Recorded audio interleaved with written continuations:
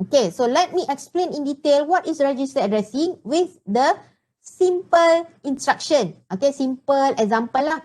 So register addressing is the simplest addressing mode. Ini yang paling simple sekali yang biasa kita akan tengok. Okay, which means in this category, both operand are in a register.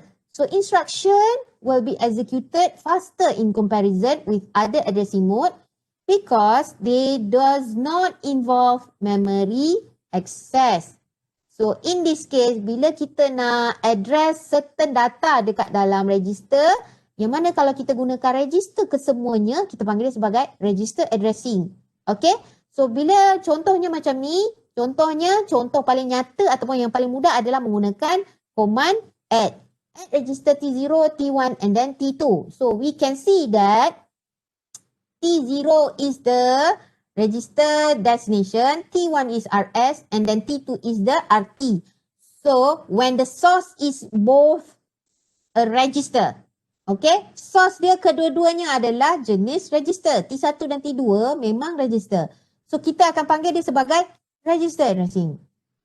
Okay, kalau kedua-dua source adalah daripada registers, so kita akan panggil dia sebagai register addressing. So as shown in figure 8.1, the value of RS, RD and RT should be the actual register number. Okay, so maknanya the value dekat dalam setiap register tu kita kena nampak dekat dalam tu, kita kena make sure dia adalah jenis register. Yang mana content dia dekat dalam register T1 dengan T2 tu nanti. And then it takes n bits to address 2 power of n registers which can fit in 5 bits since there are 32 registers. Okay, kena ingat kita ada 32 registers. So kita gunakan 5 bit. Kita gunakan 5 bit untuk address the registers. Okay, so kalau tengok kat contoh, saya ada letak command satu R format, nama dia add T0, T1 and then T2. Remember, add ni dekat dalam mana kita kata? Opcode / function macam tu. Okay, kemudian T0 ni adalah RD, T1 adalah RS, T2 adalah RT. Lepas tu baru kita letak dekat dalam format R format. Okay. Dekat dalam R format punya section ataupun field. So opcode akan jadi kosong. Kenapa dia jadi kosong? Kita kena tengok dekat dalam MIPS ni. MIPS reference data. Tengok ADD dia kata opcode ni /function kan. 0/20.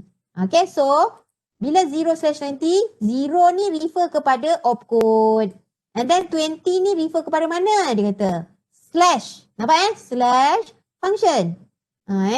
So /function. Madam, zoom bolehkah? Oh, sorry. Saya dah zoom ni, nampak tak? Saya dah zoom ni, nampak ke? I hope you can see. Nampak. Okay, nampak. Tadi je saya terkecilkan. So saya dah buat besarkan sikit. I hope you can see. Okay. Okay, let me continue.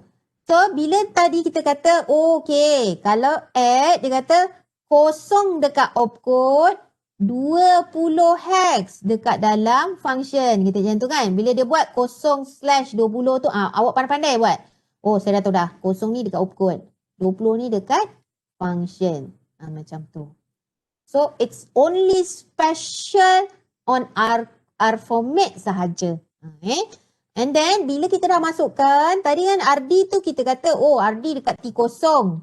And then RS ni kita letak kat sini, T1 ni kita letak kat RS, T2 kita letak pada RT. Okay, and then how do I get 01001? Kena tukar dulu. Okay, tukar dulu T0 ni register nombor berapa? Kita kata macam tu T0 ni register nombor berapa? Okay, go back to the appendix. Turun bawah. Macam tu, turun bawah. And then pergi kanan. Macam tu, tengok T0 number dia 8. Macam tu. So T1 9, T2 10. So bila dia dapat T0 ni adalah, okay, T0 adalah 8, T1 adalah 9, T2 adalah 10. Okay, so kita dah tahu dah. Ni adalah 8. Ni 9. Ni 10. And then diorang convert dalam bentuk binary. So tukar dia dalam bentuk binary. So bila kita tukar dia dalam bentuk binary, baru komputer tu faham. Oh okay, saya kena cari source daripada T1 ni. 1010. So dia pun cari.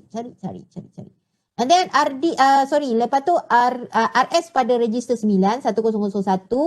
Kemudian, okay, saya salah tanda Sorry, saya salah tanda. Sepatutnya, ni RS dekat sini 9, RT kita 10. Dengan saya sekali pening. Okay, that's why yang tu saya ada tanda arrow tu. Okay, ada tanda arrow, nak tunjuk yang tu lah. Okay, so sekarang ni bila dia baca, dia kata kalau bit ni kosong, so dia akan baca pula nanti yang belakang tu pula function 1000. Oh, dia dah tahu dah, ini adalah add, kata macam tu. So apa yang dia nak add? Dia kena cari source dia. Source kita adalah RS dan RT, yang mana dalam dia tu akan ada value dia. So dia akan cari register 01001 and also register 01010 macam tu. And then bila dia dah cari, assuming dia dah jumpa lah, this is RS and also this is RT, dia pergi dekat ALU. Okay, dia akan pergi pada ALU. Okay, so RT campur dengan RS, the result akan simpan pada RD 10000, which means register 8 lah. So dia punya value result dia tu, okay, result naik balik pergi pada register file. Dia cari balik RD kat mana. Contohnya RD tu kat sini kan. So dia pergi dekat RD tu. Macam tu. So is there any reference to the memory dekat sini? Tak ada. Okay, tak ada langsung. I hope that your books doesn't have any error sebab buku saya, buku lama tu dia ada error sikit. So this is the right figure lah. Yang saya tengah tunjuk kat awak ni adalah the right figure.